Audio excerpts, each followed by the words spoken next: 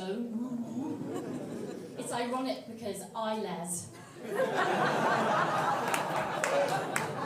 So I was watching my favourite film last night, which is Brokeback Mountain. Do you guys know it? Yeah. If you don't, it was a massive deal for the gay community at the time it came out. Like the first ever positive gay representation, and they decided to call it Brokeback Mountain.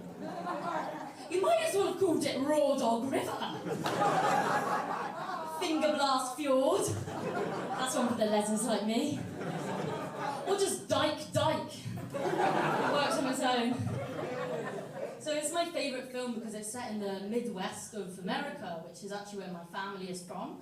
My dad is from Missouri. I heard a gasp. Right. If you don't know it, it's kind of like the Liz Truss of US states. It's very conservative, you never ever go there, and you kind of forget it exists until you see something embarrassing on the news. It's called Misery for a reason. Its nickname is the Show Me State. And it's like, show me what? There's nothing there except cornfields and fields of corn. So I assume this is because sexual harassment is basically enshrined in the Constitution. Yeah, you might have heard of the Second Amendment, the right to bear arms. Well, in Trump country, you have the right to bear your third arm at anyone. It's not got a very good health system either, so there's a lot of bacterial diseases going around, which is really the only kind of culture it has. A lot of that's to do with the fact that there's not access to good nutrition, right? Like, the fast food stereotype is really, really true, but it's not just food, all right? It's the whole culture, okay? Like, you can buy a McBible at any good bookstore or fundamentalist cult. It's everywhere.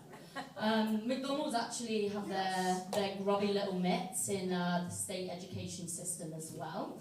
That's true, actually, they're major donors. I think it's because a few years ago they tried selling half-pounder burgers, but no one wanted to buy them because they thought it was less than a quarter-pounder. So you can see why they might want to get involved. The main issue with that, though, is the only letters McDonald's teaches kids to read are E-I-E-I-N-O.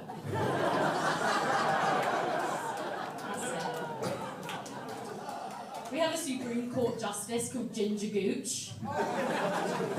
That's her real name. That's her birth name. Her parents looked down at their sweet, darling, fresh, beautiful little baby, and they actively chose to give her a name roughly translated to strawberry blonde snatch.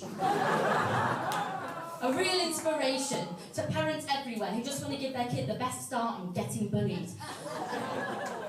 So Judge Gooch is very conservative. She's anti-birth control, anti-choice, anti-women all round, right? I think this started in school, yeah? When all the other kids were taking the piss out of her for being called a red velvet vagina. And she just thought, if you're gonna pick on me for my gooch, I'm gonna criminalize you for yours. That's a direct quote. So I reached out to Judge Gooch's office recently to ask her if the drapes match the carpet. She didn't reply, so I guess show me state doesn't apply to our leaders. So to spite her, I decided to create a business providing accessible, affordable birth control to everyone. I want it in every supermarket. I'm calling it Canned Parenthood. You can find it in the pantry aisle, just remember to store it in a cool, dry place, except of course for when you're feeling hot and wet. But the dream, guys, is to get the state officials involved, so that's Ronald McDonald himself, right? Sex positivity is so important, I'm thinking toys in every single Happy Meal. And then if you want, you can swap the toy for a contraceptive pill and make it a deeply unhappy meal.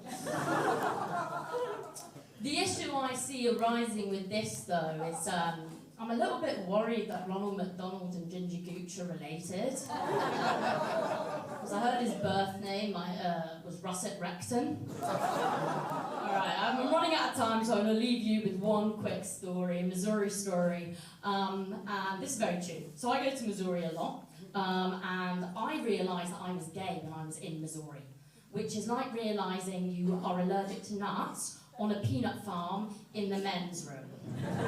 Okay, there's being the only gay in the village, and there's being the only bender at the barn party, okay? It's not great. So I was at summer camp, where we do like traditional American activities like dodgeball, capture the flag, stealing indigenous land, that sort of thing. My frenemy says to the group, "Say what if you're gay?" Now I didn't hear her properly. What? I said gaily. So everyone starts going, they start going, "Oh, Sophie's gay, Sophie's gay," and you know when enough people say something, you just think, oh, maybe there's something in that. So by the time I realised it was a game, I'd been panting pussy since the prayer circle.